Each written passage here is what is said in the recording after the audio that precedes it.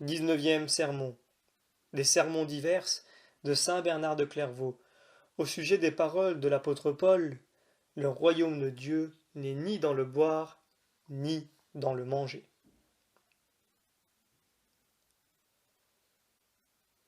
L'apôtre saint Paul est ordinairement aussi plein de sens que sobre de paroles. C'est ce que savait fort bien le père de l'Église, que son éloquence, non moins que les dons de la sagesse, a rendu célèbre et qui croyait entendre la voix du tonnerre dans chaque mot de saint Paul. En effet, cet apôtre s'exprime avec une telle précision, et sa voix tonnante est si bien inspirée par la force même de l'esprit, qu'on trouve un ordre admirable dans la suite de ses pensées, une plénitude étonnante dans le sens de ses paroles, et un rapport surprenant entre les uns et les autres.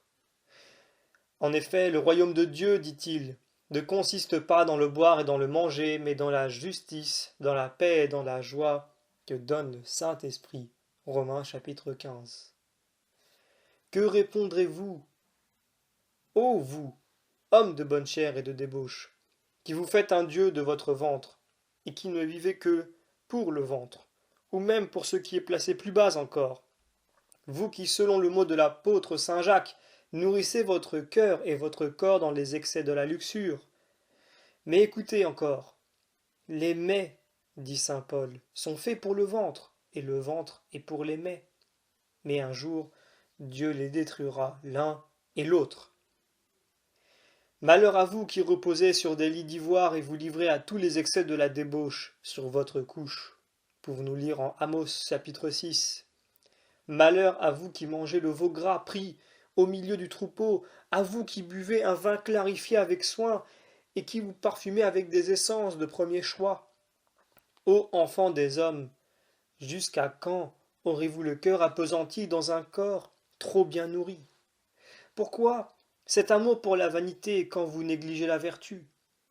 L'embonpoint du corps, les délices de la chair, la satiété du ventre, tout cela vous quittera avant la mort, ou du moins, à la mort, vous le quitterez vous-même. Un saint a dit, en effet, tous ces biens, à la mort, on ne les emportera point, et votre gloire ne descendra point avec vous dans la tombe.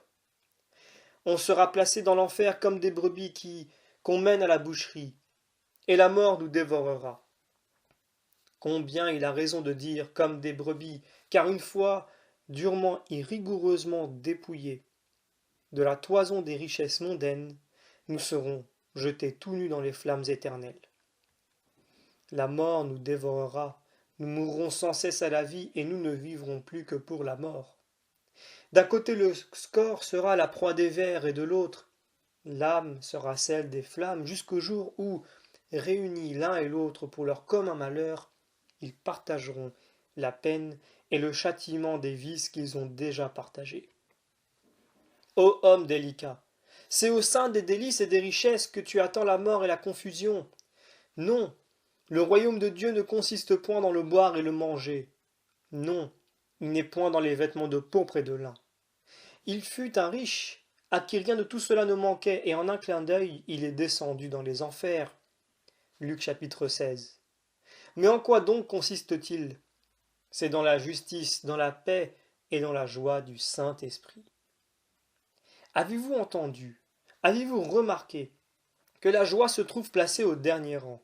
Mais vous, fils insensés d'Adam, vous passez d'un bond par-dessus la justice et la paix, et vous voulez commencer par la fin en intervertissant l'ordre des choses.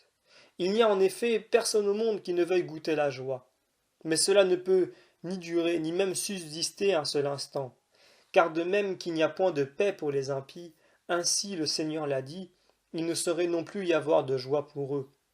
Non, non, il ne peut y en avoir pour les impies. Il faut d'abord faire la justice, puis rechercher la paix, et la rechercher même avec ardeur. Ce n'est qu'après cela qu'on peut trouver la joie, ou plutôt être soi-même trouvé par elle.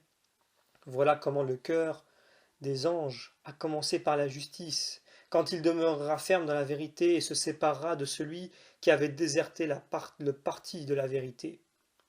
Après cela, ils se sont trouvés affermis dans cette paix qui surpasse tout sentiment, car lorsqu'ils se voient entourés des honneurs les plus grands et les plus variés, il n'y a personne qui murmure, personne qui leur porte envie. Mais toi, ô Jérusalem, loue le Seigneur, célèbre les gloires de ton Dieu. Ô Sion, il a affermi les serrures de tes portes, il a béni tes enfants dans ton sein, il a fait régner la paix sur tes frontières. Oui, loue, célèbre le Seigneur, car il a fermé tes portes par des gonds très solides et des serrures de sûreté. Il n'y a pas d'ennemi qui puisse entrer par ces portes, par un ami qui puisse en sortir. Tes fils sont en toi, comblés de toutes les bénédictions spirituelles dans les cieux avec Jésus-Christ. On ne connaît plus la crainte dans l'intérieur de tes frontières. Attendu que le Seigneur y a fait régner la paix, tu n'as plus de tentation à redouter, plus de pensées dont le flot te couvre de confusion. Le bourreau, à la peau changeante, est bien loin de tes murs et de tes fils, et celui qui ne change jamais, unit et consolide tout par son identité, à celui, dis-je, dont toutes les parties sont dans une union parfaite entre eux. C'est pour la troisième fois que tes enfants puisent de l'eau avec joie dans les fontaines du Sauveur et contemplent à l'œil nu.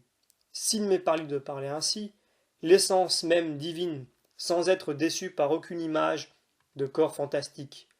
Telle sera la joie qu'on goûtera à la fin, et elle sera sans fin. Que nous sommes malheureux, nous, qui avons été expulsés de cet heureux séjour pour descendre, que dis-je, pour tomber dans la vanité où nous nous trouvons. Comment les enfants de Sion, dit le prophète, qui étaient si beaux et couverts de l'or le plus pur, n'ont-ils pas été réputés plus que des vases de terre? Les enfants de Sion, dit le prophète, sans doute de la Sion spéculative que Dieu a bâtie pour être vue dans la gloire, les enfants de la Jérusalem d'en haut, qui est notre mère, beaux de l'éclat même de leur dignité et revêtus de l'or pur de l'image de la divinité. Comment se fait-il donc que nous, qui étions de leur nombre, nous avons été réputés des cases de terre et que nous avons dégénéré dans ces corps de boue, ces corps fragiles? En effet, mes bien chers frères, les anges exercent la justice sous les yeux de Dieu, ils ont la paix entre eux et la joie dans leur cœur. Ainsi en doit-il être de toi, ô homme. Ne cherche pas à ravir ce qui t'est destiné au mépris de la justice que tu dois à Dieu et de la paix que tu dois au prochain. La justice est une vertu par laquelle on rend à chacun ce qui lui appartient. Or, ce n'est pas une justice, mais beaucoup, mais de nombreuses justices que tu dois à ton Créateur. En effet, le Seigneur est juste, et il aime les justes. Votre justice, Seigneur, est semblable aux plus hautes montagnes, pouvons-nous lire dans le livre des Psaumes, chapitre 35. Oui, semblable aux plus hautes montagnes, car il accumule en toi des monceaux de miséricorde. En premier lieu, il t'a créé avec les autres êtres, il t'a même distingué d'entre eux en te créant avec le cachet d'une grande distinction. En effet, quand il a créé le monde, il n'a dit qu'un mot, et il a été fait. Mais après cela, sa majesté se sentit enflammée du plus ardent amour pour toi. Elle t'a racheté. Est-ce encore d'un mot facile à prononcer? Non, certes, mais c'est par un travail de 33 ans passés, c'est attaché à la croix, mis à mort et couvert d'opprobre, qu'il a opéré ton salut sur la terre. Ton Dieu, ô homme, s'est fait ton frère. Non pas le frère des anges, jamais, en effet, il n'a pris la forme de l'ange, mais il s'est fait de la race d'Abraham. Car ce que tu as de commun avec les anges, ce que tu as été créé, mais ce qui fait de toi, ce qui te distingue de lui, c'est que tu es son frère.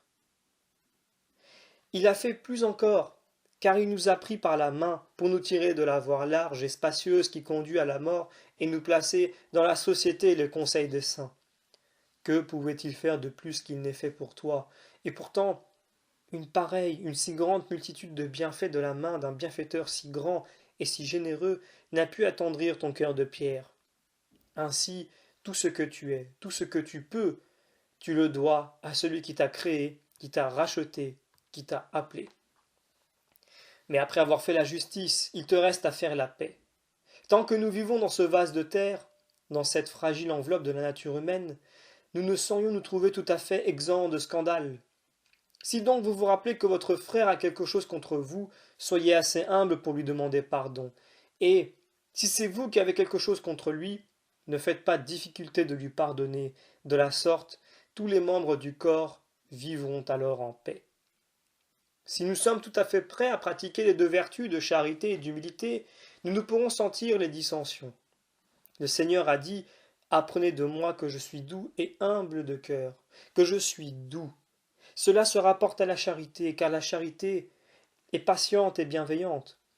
Que je suis humble, voilà le propre de la parole. Tous ceux qui marcheront sur ces traces trouveront la joie dans le Saint-Esprit. Faut-il encore que je continue? Ce que je vais vous dire n'est connu que de ceux qui en ont fait l'expérience et il ne l'est point des autres, car l'homme charnel ne saurait percevoir ce qui est de l'Esprit de Dieu. Est-ce qu'il ne nous arrive pas bien souvent, dans la prière, d'être émus jusqu'au plus profond de nos entrailles à la seule pensée de la joie qui nous attend dans la Jérusalem d'en haut, qui est notre mère, et que des torrents de larmes inondent notre visage? Oh, s'il pouvait toujours en être ainsi! Si je t'oublie jamais, ô Jérusalem, que ma main droite tombe elle-même dans l'oubli, que ma langue demeure attachée à mon palais, si je ne me souviens plus de toi, si je ne me propose pas Jérusalem, comme le principe de ma joie, oui, comme le principe de ma joie, attendu que le terme s'en trouve aussi placé là. Quand donc, ô Seigneur Jésus, quand donc déchirerez-vous le sac qui me sert de vêtement et m'envelopperez-vous d'un manteau de joie? Ma gloire chantera vos louanges et je ne serai point dans la tristesse. Le commencement de la joie que nous ressentons ici-bas n'est qu'une goutte, une gouttelette même, tombée du fleuve de joie dans le cours impétueux, réjouit la cité de Dieu. Quand viendra le jour où nous serons plongés plus profondément dans les joies éternelles à la source même de la divinité, où l'eau succédera à l'eau sans interruption et sans mélange? Quand viendrai-je et apparaîtrai-je devant la face du Seigneur? Quand passerai-je dans le tabernacle admirable jusqu'à la maison de Dieu? Quand donc enfin verrons-nous de nos yeux ce que nous avons appris de nos oreilles de la cité du Seigneur? Du courage donc, mes frères, tenons à faire fidèlement ces 3 heureuses étapes et n'oublions jamais ce mot. Mon ami, pourquoi êtes-vous venu? Matthieu chapitre 26. Car nous ne sommes pas venus pour livrer de nouveau notre roi à la mort avec un visage hypocrite, mais pour le servir, lui qui est béni, dans les siècles des siècles. Amen.